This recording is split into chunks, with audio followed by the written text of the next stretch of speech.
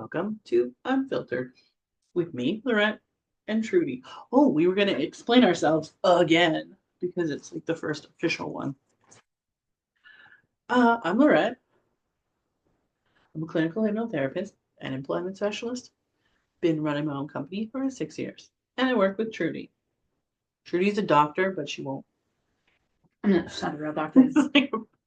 I'm Trudi. I am an acupuncturist, um, and other things. Energy work, whatever I can get people to pay me for. That's fair. And mother and entrepreneur. Yes. Okay, well that's another way. Well, oh my God. There's like staleness in the air. But okay, here's the thing.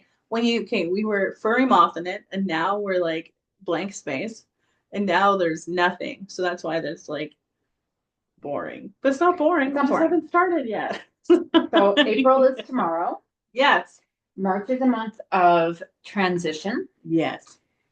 Our March came in like a lamb and out like a lion, climatically. Yeah, because even moving at the very end was. Yeah, but I mean, I just mean like the actual. We got like 2 feet of snow, um, and that's more snow than we got all winter. So Edmonton March can be either or. It can be summer or it can be winter. So it chose to be winter this year to exit. So last week it snowed all week and was cold, and now this week we have snow, but it should be gone probably by Saturday, and it's going to be like minus 15. Short Plus weather 15 in minus 10. Edmonton. A week difference. So yes, we're transitioning into April, and that transition is looking good. Oh, so my autism is in full force right now because I'm moving and have moved, but now I have spaces for things and I don't know where to put things. My life is very unorganized right now. I don't like it. I want organization. So March is a month of transformation. Yes. Laurette moved. I did. I started a new job. You did. Laurette has been interviewing for jobs. I did. One interview and 100 resumes later. And I'm an employment specialist. Difficult to find a job. I think it is like AI really helps us with a lot of things, but it doesn't help us with jobs. Creating jobs. And here's the thing is I have created my dream jobs into reality along the way. And so the average person doesn't do that. So I don't think like the average person. So, I guess today we'll probably talk a little bit about setting intentions for new space, maybe? Yes, because I'm still working in my office area. We did our dining room and it's like Chris's family's energy because it's his mom's dining room table. It's like 120 years old or something. It's a really old. I tried to sit on it yesterday and he's like, don't do that. Don't bring it. Oh, sit on the table? Yeah. That's probably not a good idea. Oopsie. Did you sage? Not yet, because the air is so clean. You know what I mean? Because it's everything's new, everything's new, everything's new. So I'm going to sage when I finish, like setting up my office. Sage will be the last step with energy transfer. Like when everything's set, like in its locking space, then I will lock with smudge when everything's in its space. Yeah, I like to do it before, like when things are empty. That's when I like to do it. No. Yeah, and starting work at a new space, I've been wanting to do it. Oh, we haven't done it yet. No, I asked them and the people that I'm sharing space with, and they are like, I think I don't think they completely, well, they do, but like one of them said, I don't want to like rid the place because it's a really old house of any spirits or energy that is benefiting. And I said, I don't think in my like experience and opinion, I don't think that saging a This space does that. I think it just does it for your own personal energy. I don't think it would drive out spirits. spirits or energy that Right. is supposed Yeah. to be there. I thought it was a clearing for yourself. Yeah, it was a clearing for myself. And then they were like, oh, yeah, okay, that's fine. So I will probably do my space tomorrow The because spirits, it's April 1st. the spirits there, one of them has anxiety. That's why I was like, oh, during my interview. Because my interview on Friday, charming. Charming. I hate You're that. more prepared for it. Well, yeah, because I've been doing it for like 10, 15 years. Yeah, I guess. Okay, in my interview, they gave me my resume, but I didn't create the resume. Do you know what I mean? Because it was digital. And they're like, judge your resume. What would you do? How would you change it? And I'm like, this isn't even my resume. Like, it's obviously my resume because I created it, but I created it through Indeed. And I was like, oh, Indeed, you make really good resumes. So they're like, it's so weird to, and I know how to like critique resumes because it's my job. But like, I was like, number one, do you have the same word twice? You know what I mean? Because that's like, ugh, on your resume. So I did not because I'm a great resume writer. And then I would have highlights and qualifications on top. So like I said things and they were impressed. And the weird thing is, they were like, yeah, I know that's a weird question. I'm like, it's not a weird question as an employment specialist. So Mhm. I think I did okay. We'll see. They have second interviews. Mhm. It's good though. Yeah. And it means that they're serious about shit. And it means, like, if you get a second interview, it's usually a really positive sign. Well, when we were looking for houses, um, because some people have to be on wait lists or some people like don't get it. There's a lot of people in the numbers game that don't get it. Like some people lose. You know what I mean? But like we strategically were like, I asked someone, what do I specifically need to get into this place? So I like primed him to get the space. Like I already was like, hey, we're gonna do this already. And he's like, oh, you just need to do this, this, and this. So we did this, this, and this. But then we looked at it again. We're like, we don't want the space. But we were very close to getting like that space and the other space downtown and like the space that we got. So like some people can't find housing, i.e. Stacy, because yeah, she got help people out. I did. We're unfiltered. It's okay. Stacy will be like, that's me. You can't, but I can. Okay. Who is Stacy? I didn't do a last name. Um, like you're famous. I made it on a podcast. She can't find a place, right? But she like lives in Morinville. There's no places in Morinville. So like, you know what I mean? So it's a numbers game. But I win because I got a place to go and I got an interview, even though I applied for 100 jobs. Well, I think that's just the way things are now. I feel like half the jobs on Indeed aren't even real. I don't think they are either. Yeah, to I be think honest it's with you. weeding out like when back in the day when we had to look for a job, the best thing to do was physically go in with your resume. Yes. And that's how you got a job. Now it's like the worst thing to do. They like give you Costco gave me a dirty look. I gotta apply for Costco today. Yeah. I gotta write that down in a note or something. Costco.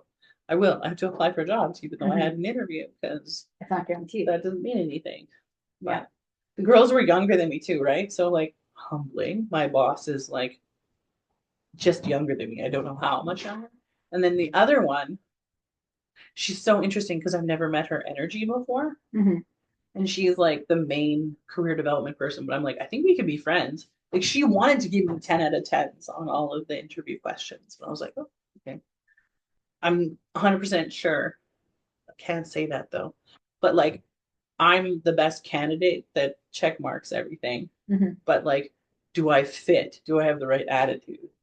I don't know. Because I've actually had that job at the mustard seed before and came in too hoity toity, like had my shit together. They don't. You had the interview. I had the interview at the mustard seed like 2 years ago. Oh, okay. The same interviews all the time. Like, but I dressed like very professional and like I'm dealing with homeless. What was the word again? Vulnerable. No, structurally vulnerable. And I use that. I was like, hey, my friend told me to use this in my interview. Structural vulnerability. You're not supposed to say and they're like, yeah, I did. They were impressed by my knowledge of you impressing them. You're just supposed to throw it out there. Yeah, but I've already got the job once and not got it. got the job once and not got it. I think I've interviewed for that position. This is the third time. Do they not understand that? Do they not have record of that? You do not. Huh. So like I didn't get it the first time because of this reason. I didn't get it that time because that reason I was too dressed benign. So this time I had that really cute velvet skirt that I wear and then like a little business top over it. Well, that's my new favorite thing to wear. Third time is the charm. Third time's the charm. Yeah. So I'll keep everyone informed. But I do not know. I'm more excited about intuitive paint night and manifestation.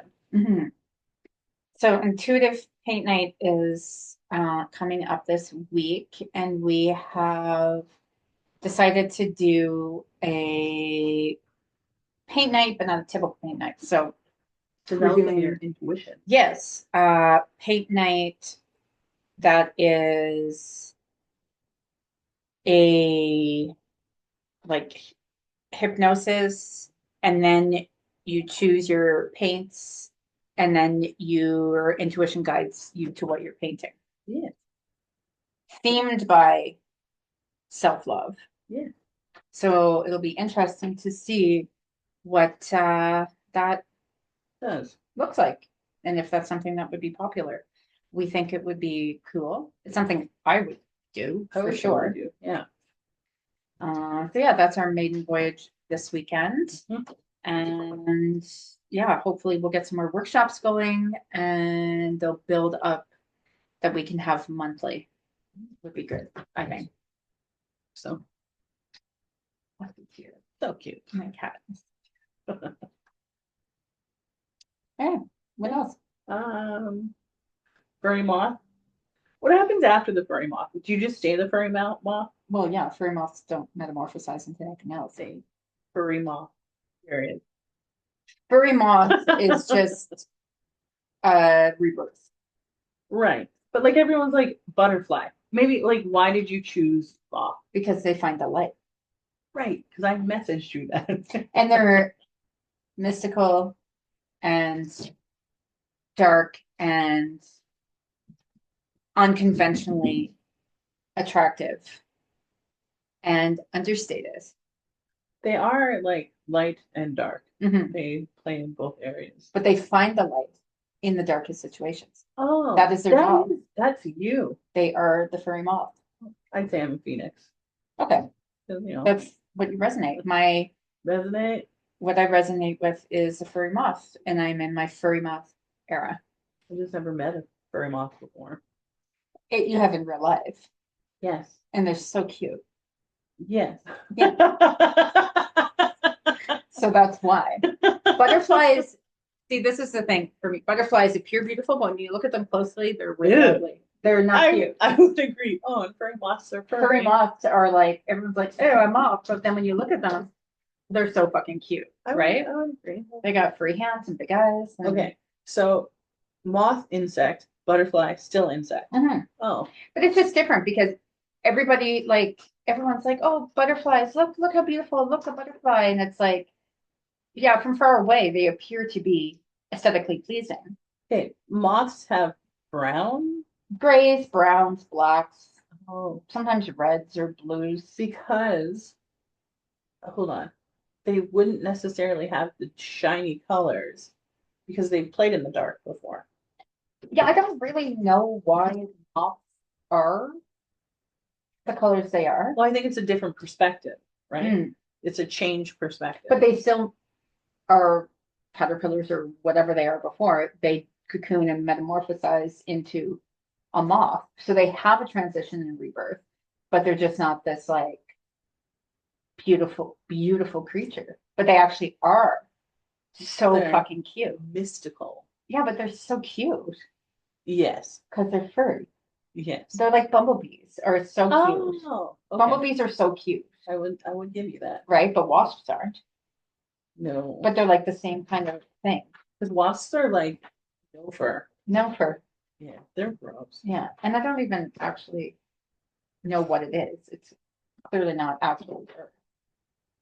And furry moth, I don't think is actually even a term. No, that's a U-turn. Remember that? I make terms up. You make terms up. Yeah. Too. But when I Google furry moths, it comes up with furry moths. But I wonder what the real term is, actually. Moth? Not all moths are furry. Okay, but Like moths are like, there's a million different moths. Like there's a million different butterflies. I have never used the word moth so much. Yeah, This conversation, there's a lot of there's a that lot of moth happening. word. Um, yeah. So I don't know. I just know that they've been coming up in my life, and You claim them. You're like ding ding. well, I just keep seeing them. There's a moth actually with it has like a skull.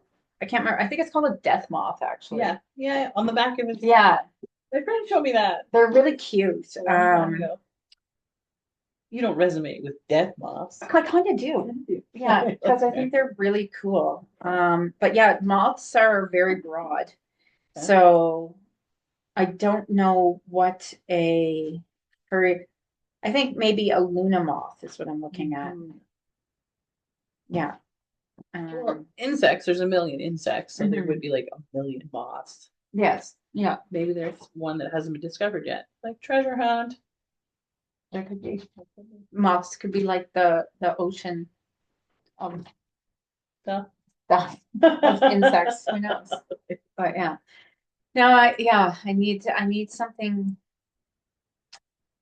I don't know. Like I'm always asking for signs, and at my new place of work, the girl came in with a furry moth bag, which I was enamored with. Amazing. And then another girl working there had the furry moth tattoo, which I found really interesting. Did you ask her story? I didn't yet, no. Yet. Because Okay. it wasn't the time or place, but I have been thinking about getting a furry moth tattoo. Well, if she has one, you could be furry moth sisters. Well, I know, but then it makes me kind of not want to get one if she's got one because then it makes me look like single white female. Okay. But just ask I have embraced the furry moth for a long time. Yes. So whatever. Anyway, that's yet to be Everything is unseen. energy. But every new life that I get, I usually get a tattoo. And I thought my tattoo days were over after my divorce, but clearly they're not. But they're kind of like, I always think of my life as chapters. And every time a chapter like begins or ends, really, I tend to get a tattoo.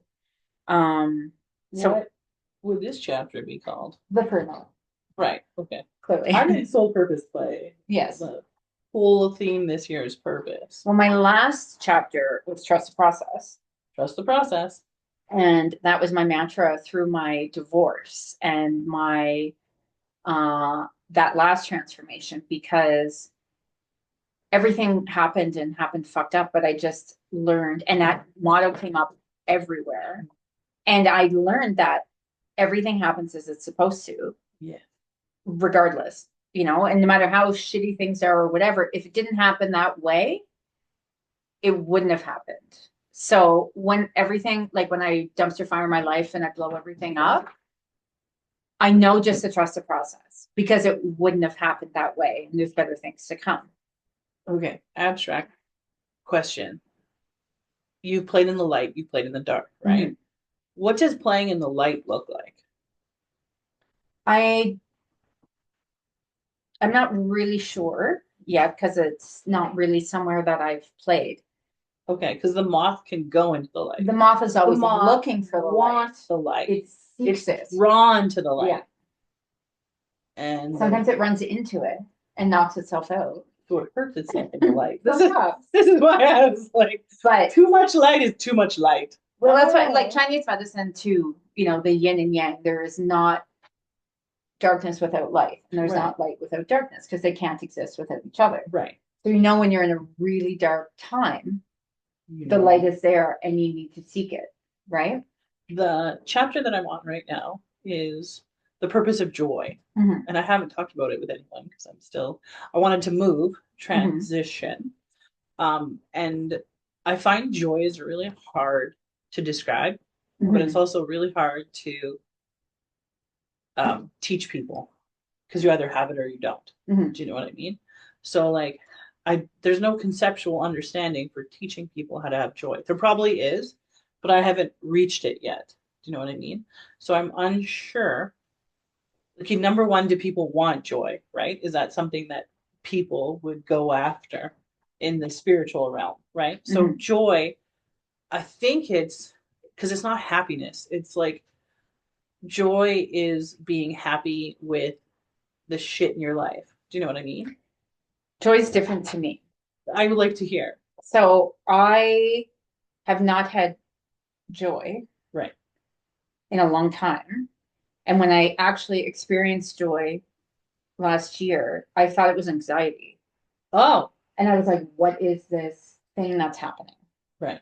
And I was like, am I getting anxious again? Because to me, it feels very similar.